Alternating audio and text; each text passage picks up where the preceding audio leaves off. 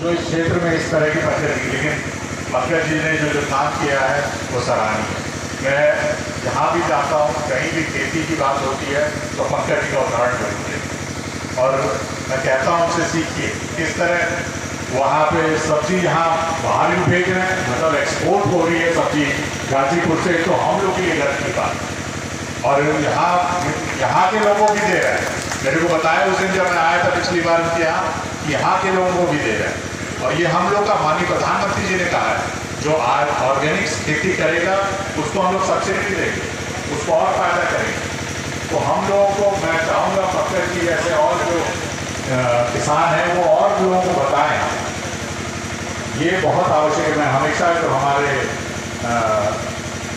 कृषि विभाग के लोगों से आग्रह करता रहता कि ऐसे वो अपनी गोष्ठियों में ऐसे लोगों को बताएं कि कैसे ऐसी खेती की जा सकती, कितनी लागत लगती है।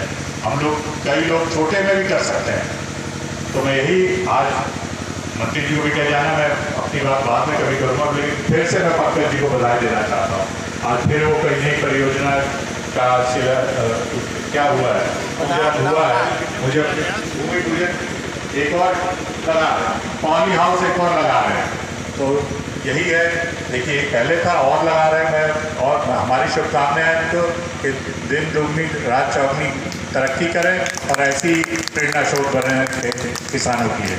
मैं फिर से आप सभी लोग का, अपने नेताओं का आभार व्यक्त करता हूँ, विशेषकर अपने माननीय मंत्री जी का स्वागत करता हूँ कि आप यहाँ आए, इतनी सुबह आए, इसके लिए मैं, और आपके आने से यहाँ के लोगों को प्रोत्साहन होगा। मैं फिर से उनका आभार व्यक्त करता हूँ। धन्यवाद। जय हिंद। जय भारत माता की, भारत माता की। अभी हम सबके बीच में हम सब लोकप्रिय नेता राज्यसभा के सांसद माननीय नीरज शेखर जी का आशीर्वाद प्राप्त हुआ। हम लोगों के बीच में काशी से आने वाले उत्तर प्रदेश के मंत्री और माननीय प्रधानमंत्री के क्षेत्र से आते हैं, तो प्रधानमंत्री जी के भी प्रतिनिधि हैं, और माननीय मंत्री जी गाजीपुर ऊसर क्षेत्र हो गया है। आपके आने से कुछ हरियाली यहाँ आती है, इसलिए मैं आपका धन्यवाद भी करता हूँ। और हाँ, गाजीपुर के ही रहने वाले हैं, ये सही है, सिरहौना के रहने वाले हैं, इसी माटी के लाल हैं, लेकिन आपके आने से हम गाजीपुर में हम लोग को प्रतिनिधि का भाव नहीं खलता है, और जो आपके यहाँ जाता है आपका आशीर्वाद मिलता है। सिर्फ दो शब्दों में कह करके आपको मैं बुलाता हूँ कि आँधियों में भी निशा का दीप जलना जिंदगी है, आँधियों में भी निशा का दीप जलना जिंदगी है, पत्थरों को तोड़ निर्भर का निकलना जिंदगी है। सोच रहा हूँ दो घड़ी छाए तले विश्राम कर लूं, पर कोई कह रहा है दिन रात चलना जिंदगी है, दिन रात चलना जिंदगी है। ऐसे सुबह 6 बजे बनारस से चलकर हमारे यहाँ पहुँचने वाले माननीय मंत्री जी का मैं स्वागत करता हूँ और आभार प्रकट करते हुए मैं आपसे आग्रह करता हूँ कि आज के अवसर पर आपका आशीर्वाद मिले माननीय मंत्री जी।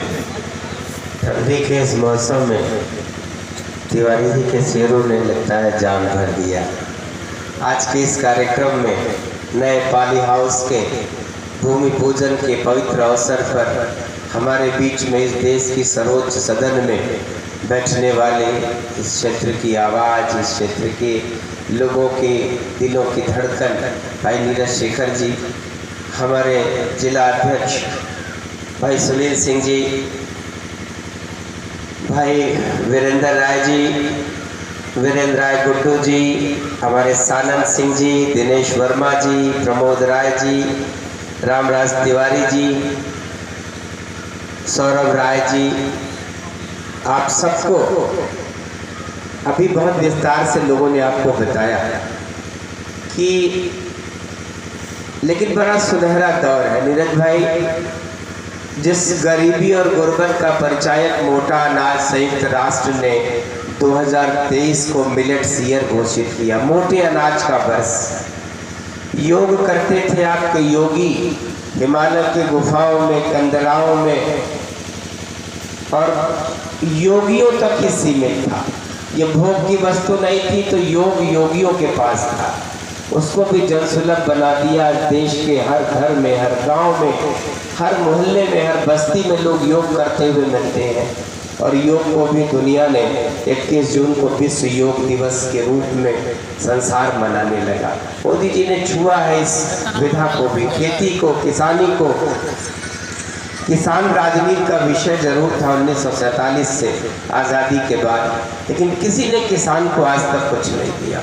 अखबारों की खबरें होती थी, गर्मी के दिनों में जब ये फसल का चक्कर पूरा होता था तो किसानों की आत्महत्या का दौर महाराष्ट्र से शुरू होता था, मध्य प्रदेश से शुरू होता था।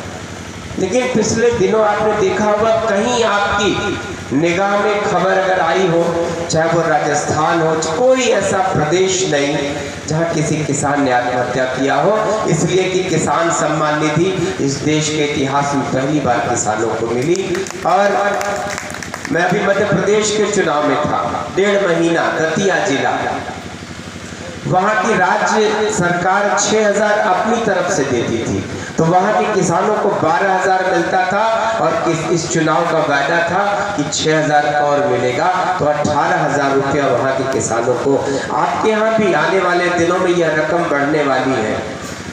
तो कल्पना करिए कि किसान को आज किस विधा से सरकार फायदा पहुँचा रही है। वहाँ आज एक बच्चा माँ के गर्भ में आता है, ये सरकार उसकी भी चिंता करती है कि उसकी माँ का पोषण कैसे हो, उस बच्चे का पोषण कैसे हो। पढ़ाई लिखाई, खेती किसानी, एफपीओ के माध्यम से पूरे देश के किसान संगठित हो रहे हैं, उनकी ताकत बढ़ रही। मैं अभी बड़ा शौक पाया, मेरे पिताजी की अभी पिछले बार डेथ हो गई, तो चूँकि खेती बाड़ी वही करते थे, तो मैं पहली बार अपने गांव में खेत के बारे में पता किया। पहली बार अपने खेतों के मेड़ों पर जाकर देखा कोरोना के काल में, तो सारे खेत अधिया तीसरी थे।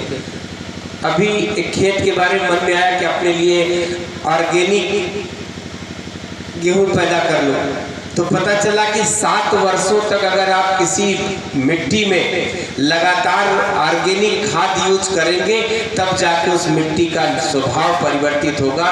इतना आपने रासायनिक खाद उसमें वर्षों से डाला है। और अगर आप एक टुकड़े में अपनी खेती ऑर्गेनिक करना चाहते हैं और अब आपके अगल बगल के सारे किसान रासायनिक खाद का प्रयोग करते हैं, तो भी उसका असर आपकी खेतों तक आना है। अगर उनके खेत का पानी आपके खेतों तक आता है, उसी नालियों से बह के आता है, तब भी उसका असर है। कल्पना करिए हमने अपनी मिट्टी का कितना नुकसान किया। पूरे पंजाब और पश्चिमी उत्तर प्रदेश की ज़मीनें धीरे धीरे बंजर हो रही हैं, अब उनकी पैदावार घट रही। हमने भी एक दुनिया से एक लड़ाई लड़ा अनाज उत्पादन के मामले में। हमने भी अधिक अनाज पैदा करने के लिए खूब जय जवान जय किसान का नारा हुआ, तो सबने किसानी को बढ़ावा दिया और अनाज खूब पैदा किया। लेकिन इन रासायनिक खादों के प्रयोग ने हमारे देश की जो उर्वरता थी मिट्टी की, उसको बहुत प्रभावित किया है।